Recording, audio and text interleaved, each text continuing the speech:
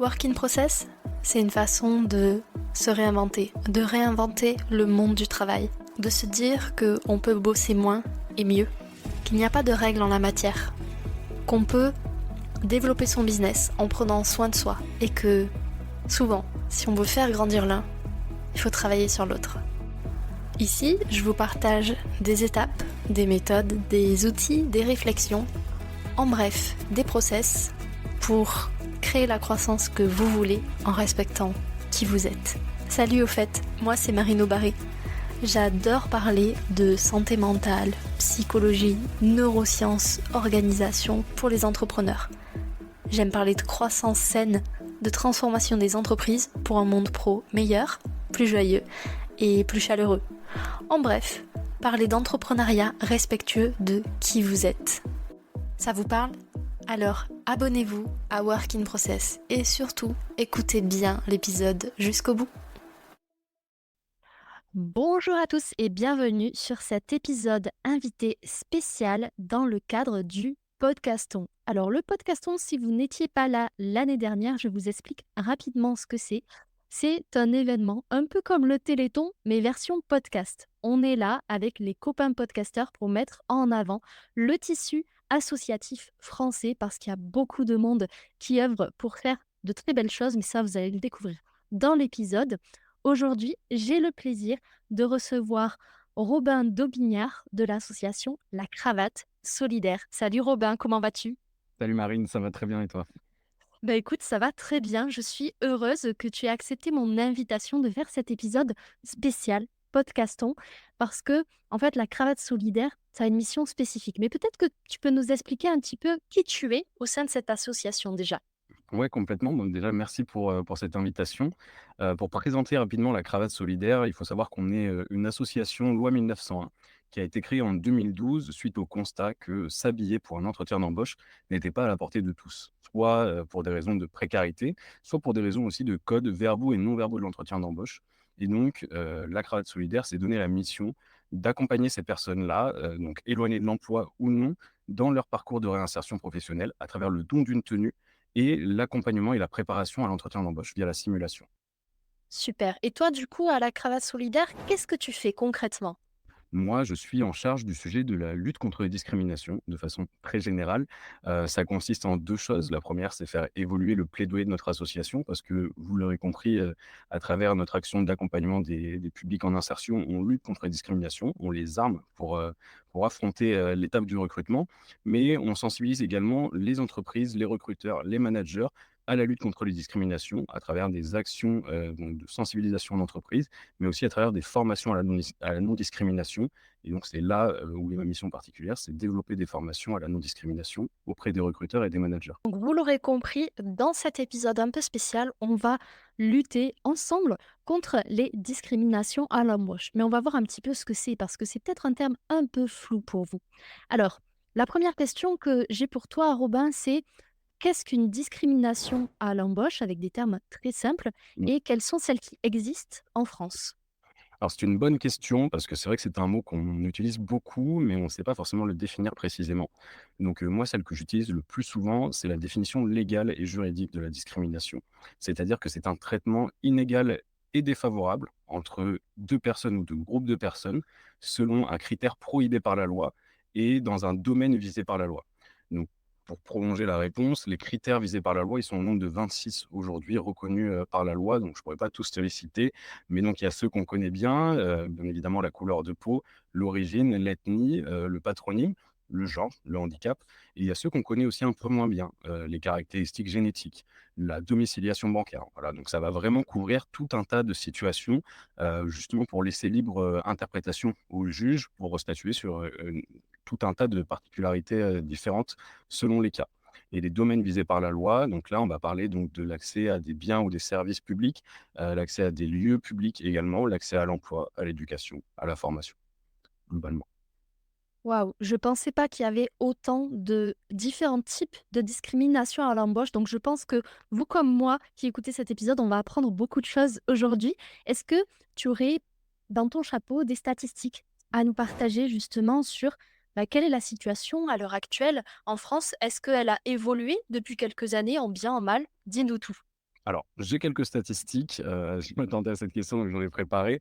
Après, ce qu'il faut savoir, c'est que c'est très dur d'avoir des statistiques sur la discrimination parce que, peu nombreuses sont les personnes qui portent des recours, justement parce qu'elles n'identifient pas forcément qu'elles sont victimes de discrimination ou alors elles n'ont pas les voies de recours nécessaires ou alors pas le temps ni le courage pour mener les recours parce que c'est pas évident de mener des recours là. Le mieux, c'est d'être accompagné.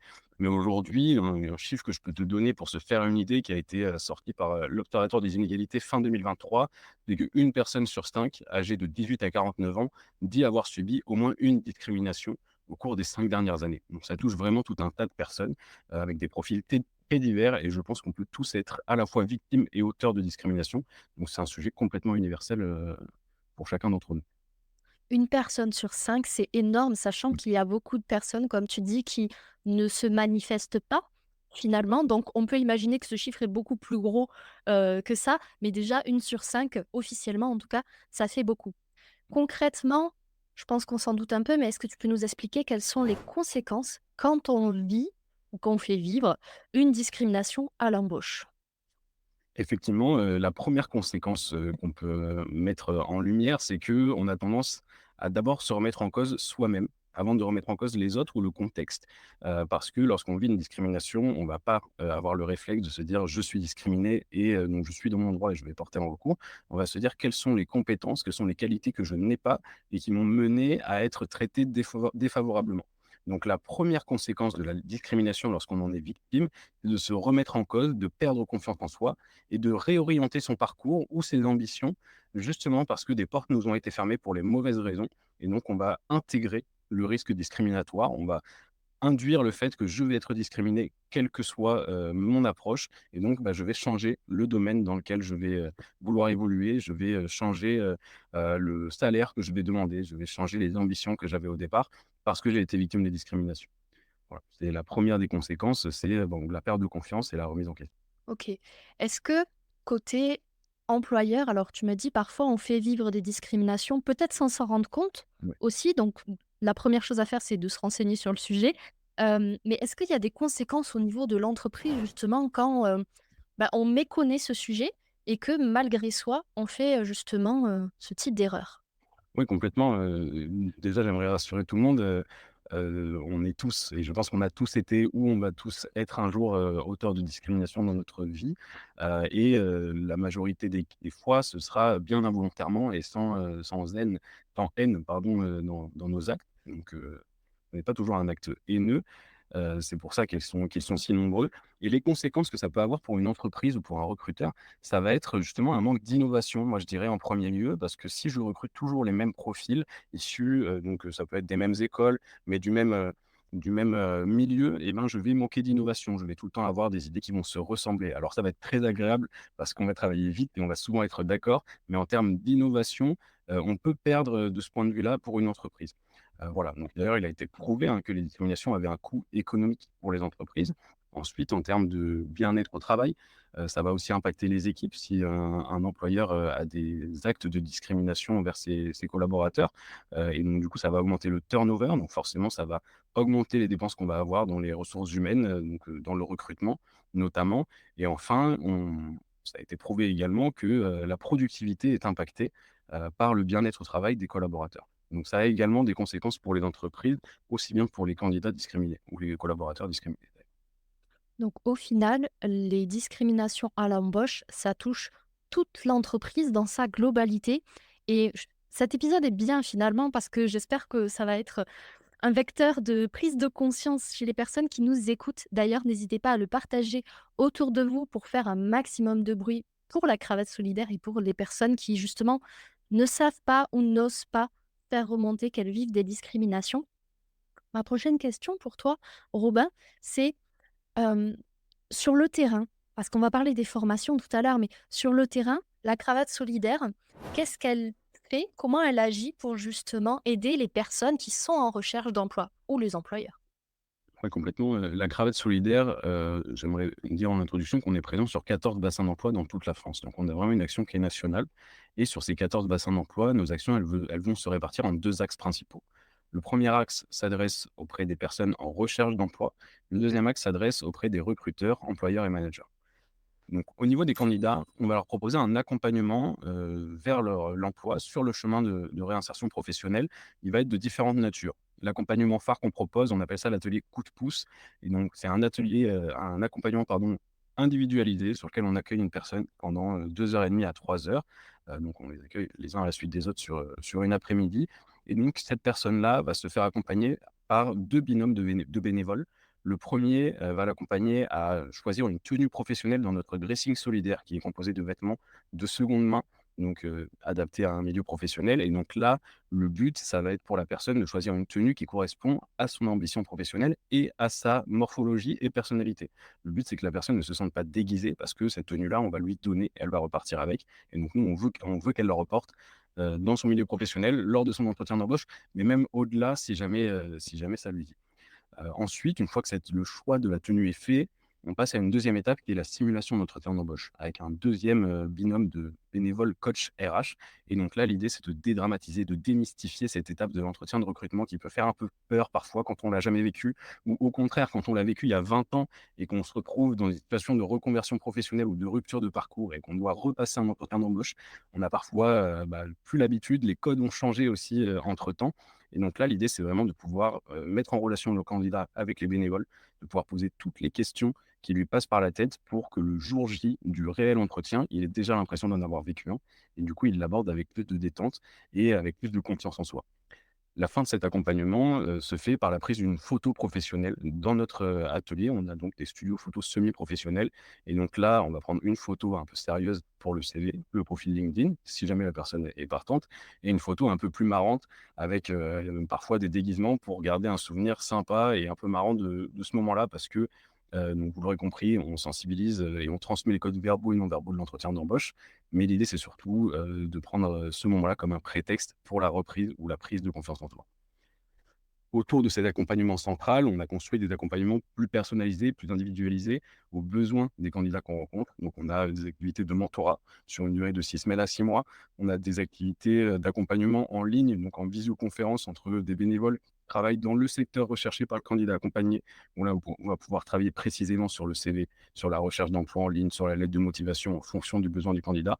Donc, on va vraiment pouvoir s'adapter et donc proposer un accompagnement individualisé à chaque personne qu'on accompagne et aujourd'hui, ça représente plus de 10 000 personnes accompagnées sur l'année 2023. Ça, c'est pour l'action candidat. Génial. Et ce que je trouve merveilleux avec la cravate solidaire, c'est que vraiment, il y a un accompagnement à 360. C'est-à-dire que on pourrait imaginer qu'il y a juste une préparation à l'entretien. Et rien que ça, déjà, c'est pas mal parce que répondre à la question où vous voyez-vous dans 5 ans ou quelles sont vos qualités et vos défauts, c'est pas facile, clairement. Mais d'inclure tout ça dans une démarche de bien-être, de regain ou gain de confiance en soi et finalement de montrer à la personne qu'elle est peut-être plus capable que ce qu'elle se pensait en arrivant chez vous. Je trouve que vraiment c'est, une association du cœur en fait, tout simplement.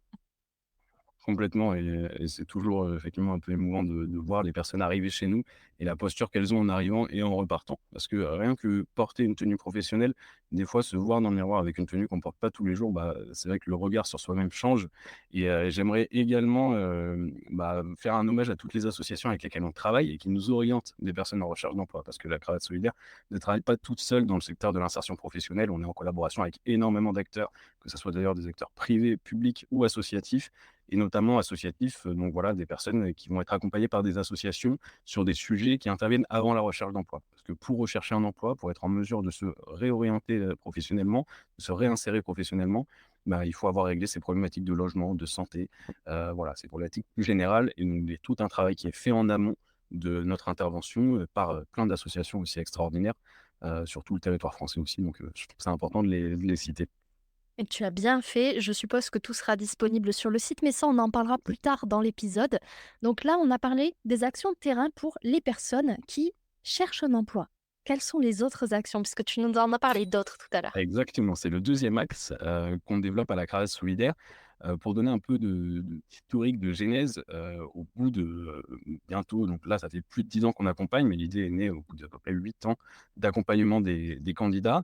On s'est rendu compte qu'on avait donc un impact direct sur les candidats accompagnés et un impact indirect sur les bénévoles qui venaient en atelier, qui étaient, donc majoritairement des recruteurs et managers encore en activité et qui nous déclaraient être sensibilisés avoir changé de regard sur les publics accompagnés parce que c'était des personnes qu'elles ne croisaient pas dans leur quotidien. Donc nous, ça nous a fait très plaisir dans un premier temps et ensuite ça nous a donné des idées, comme souvent à la cravate solidaire et on s'est dit qu'on pourrait aller plus loin, qu'on pourrait aller directement en entreprise, raconter justement des expériences de candidats qui vivent la discrimination au quotidien à des recruteurs, à des managers pour les sensibiliser et pour les former à la non-discrimination.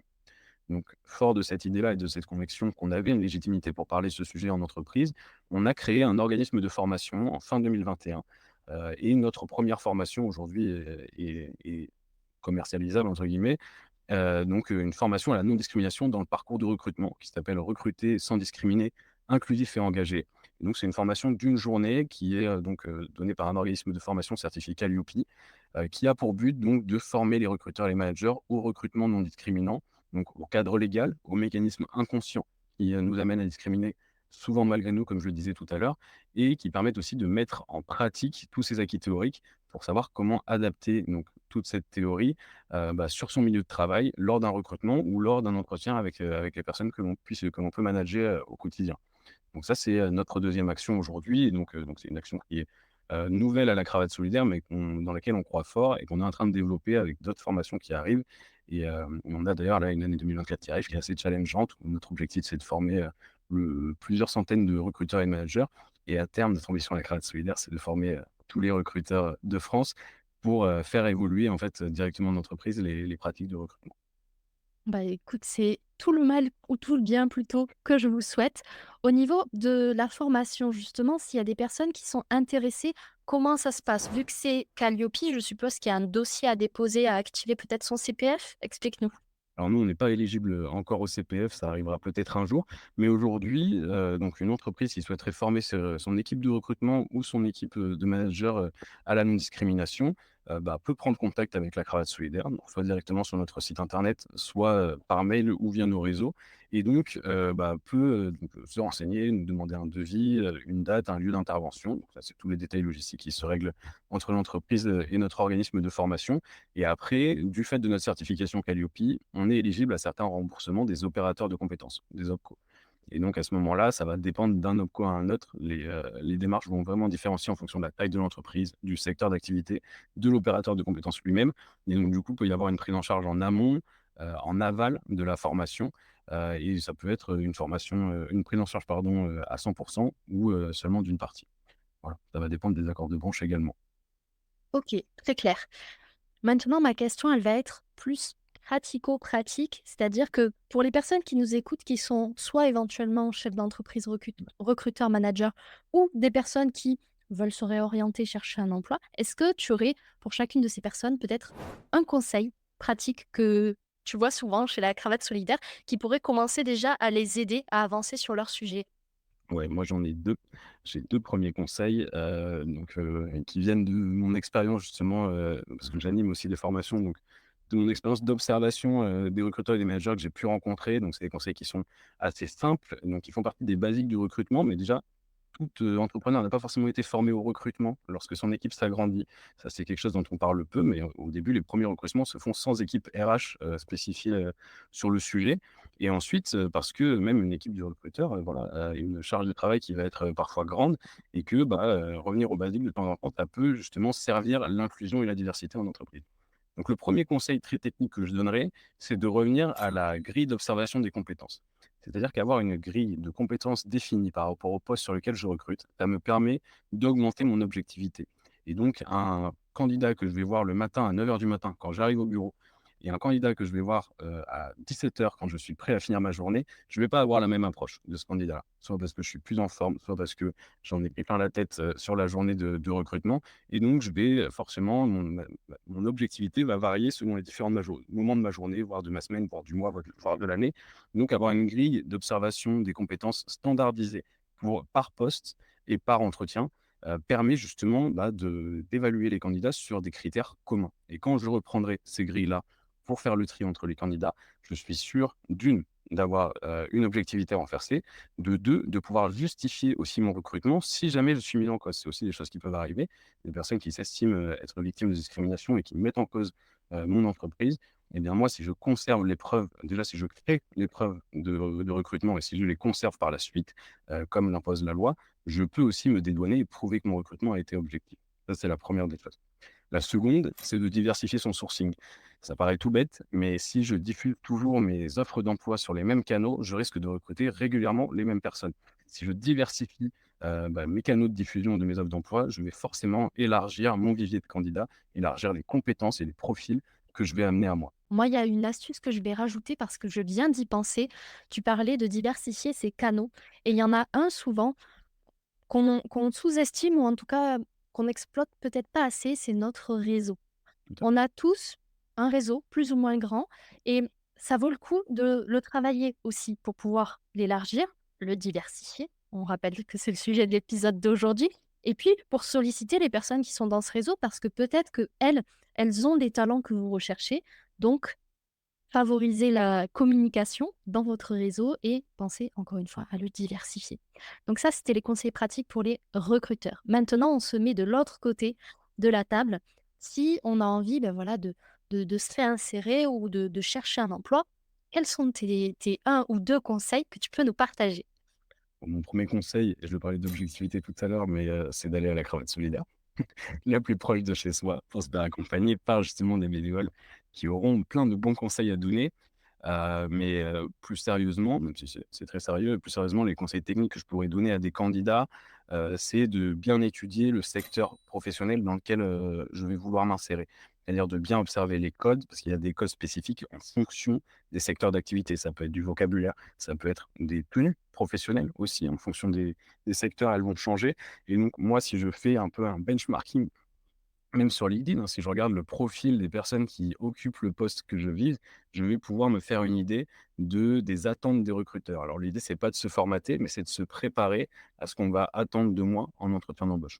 Je trouve que c'est une première idée et ensuite, ça va être aussi de faire une introspection parce qu'on a tous des qualités, on a tous des compétences à mettre en valeur. Alors elles sont pas forcément, elles correspondent pas forcément toutes aux standards, du recrutement en France et d'ailleurs, on va pas tous avoir des diplômes, équivalents, mais par contre, je peux remplacer des diplômes par des expériences de vie, par des expériences professionnelles que j'ai accumulées avant et donc du coup, ça va être très important de un peu faire un audit personnel de ses expériences, de son profil pour le mettre en valeur conformément aux attentes du secteur que je vais vouloir rejoindre et ça se fait, justement en dehors des critères, généraux qu'on peut, penser, attendus sur un poste.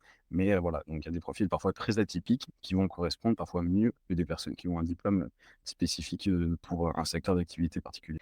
Ce que je trouve qui est intéressant aussi, c'est quand tu parles d'aller s'auditer un peu soi-même son parcours, c'est que parfois on a des trous dans la raquette. Il n'y a pas des années qui se suivent en termes d'expérience parce que on a peut-être eu un problème de santé, on a fait un tour du monde, on a eu des enfants, bref, il y a plein de solutions possibles. Et moi, ce que je vous invite à faire quand vous allez faire cet exercice que Robin vous a proposé, c'est de voir en quoi ces expériences de vie vous permettent d'avoir des compétences ou des talents ou ont renforcé certains aspects de votre personnalité qui vont correspondre au travail ou en tout cas au secteur d'activité vers lequel vous voulez vous tourner. Parce qu'encore une fois, avoir un trou dans son CV, à mon sens, ce n'est pas péjoratif parce qu'on peut normalement tout expliquer. Complètement, je suis complètement d'accord. Après, c'est vrai qu'il y a des fois, nous, on rencontre des personnes en atelier coup de pouce, ou en accompagnement qui ont des trous sur leur CV pour des raisons qu'ils ne souhaitent pas forcément aborder en entretien. Ça peut être des incarcérations, ça peut être des passages, à l'hôpital également et c'est vrai que ça peut être, délicat d'aborder ces sujets-là, déjà dans un milieu professionnel et d'une manière générale face à quelqu'un qu'on ne connaît pas. Donc c'est vrai que, il faut aussi, voilà, un peu se préparer à ce qu'on puisse se voir poser ces questions-là. Aussi accepter des fois de dire à un recruteur que je ne souhaite pas aborder, un sujet en particulier, ou alors détourner la conversation. Là, ça peut être aussi l'occasion de développer un petit peu des astuces parce que, un recruteur n'a pas le droit de poser toutes les questions et un candidat a le droit de ne pas donner toutes les informations aussi. Donc c'est aussi quelque chose à prendre en compte en fonction, du profil, de la personne recrutée ou de l'entreprise, à la fois du côté du recruteur, d'accepter des fois de ne pas tout savoir parce qu'il y a des choses, qui doivent rester de l'ordre de l'intime et du côté du candidat, de pouvoir aussi, se sentir légitime à ne pas tout dire. Je pense que c'est important de le souligner. Effectivement, parce qu'en tant que candidat, vous avez des droits aussi. C'est-à-dire que si un recruteur, on prend un dernier exemple, vous demande si vous êtes une femme, si vous avez des enfants ou si vous comptez en avoir, il n'a pas le droit de le demander. Donc, vous n'êtes pas tenu de répondre. Et comme tu le disais, il y a des tours de passe-passe ou des pirouettes, en tout cas, pour éviter ce genre de questions si c'est ce qui vous met mal à l'aise. En tout cas, vous pouvez retrouver tous ces conseils et encore plus sur le site de la Cravate Solidaire. Comme d'habitude, ça sera disponible dans la description de l'épisode. Où est-ce qu'on peut aussi retrouver l'association? Est-ce qu'il y a des réseaux sociaux? Est-ce qu'il y a d'autres médias? Alors, on est présent donc sur, Facebook, Instagram, LinkedIn, bien évidemment. On réfléchit à arriver sur TikTok, mais c'est pas encore fait. Généralement, si vous tapez la cravate solidaire, vous allez tomber sur nous. Voilà, vous pouvez aussi taper la cravate solidaire suivi du nom d'une ville. Comme je vous l'ai dit, on est présent sur 14 bassins d'emploi, donc il y a des chances pour qu'on soit pas très loin de chez vous. On couvre de grands bassins d'emploi comme donc Paris, Lille, Bordeaux, Marseille. On couvre aussi des bassins d'emploi plus intermédiaires comme Pau, Troyes, Metz, Le Mans. Et je vais m'arrêter là, sinon il va falloir que je cite les 14. Et donc on est, voilà, très présent sur les réseaux sociaux. On est également présent, sur internet via notre site et bien évidemment donc, dans nos dressings solidaires, dans ces 14 villes dont je vous parlais. Super. J'espère en tout cas que cet épisode vous aura ouvert les chakras, comme d'habitude, sur le sujet de la lutte contre les discriminations à l'embauche. Encore une fois, allez sur le site et les réseaux sociaux de la Cravate Solidaire si vous voulez aller creuser un peu plus le sujet, puisque malheureusement, on est sur un épisode de podcast, on ne peut pas parler toute la journée, même si c'est passionnant. Merci en tout cas, Robin, pour tout ce que tu as partagé. Ça a été un vrai plaisir de te recevoir. Merci à beaucoup à toi aussi Marine, plaisir partagé. Super. Et encore une fois, cet épisode a été fait dans le cadre du podcaston. Ce que je vous invite à faire, vous avez l'habitude, il y a un challenge à chaque épisode. Et le challenge, hormis d'aller voir les médias de la Cravate Solidaire, c'est, si le cœur vous en dit, faites un don à l'association. Parce que c'est aussi comme ça que les associations en France fonctionnent. Encore une fois, tous les liens seront disponibles dans la description de l'épisode. On se retrouve très vite pour un autre épisode invité. L'épisode t'a plu? Tant mieux, je suis contente. Maintenant, en plus de relever le challenge que je t'ai posé cette semaine, tu as 3 options. Si tu veux aider à faire découvrir Work in Process autour de toi, tu peux le partager à ton réseau, mais tu peux aussi mettre 5 étoiles sur ta plateforme d'écoute préférée et lui laisser un avis positif. Si tu as envie de discuter avec moi, on se retrouve sur Instagram, LinkedIn ou même dans la newsletter 1% qui te donne chaque semaine des actions concrètes pour bosser sur ton business. Et comme ça, tu pourras me partager directement tes ressentis sur le sujet du moment. Merci encore pour ton écoute. Je te dis à très vite dans un prochain épisode.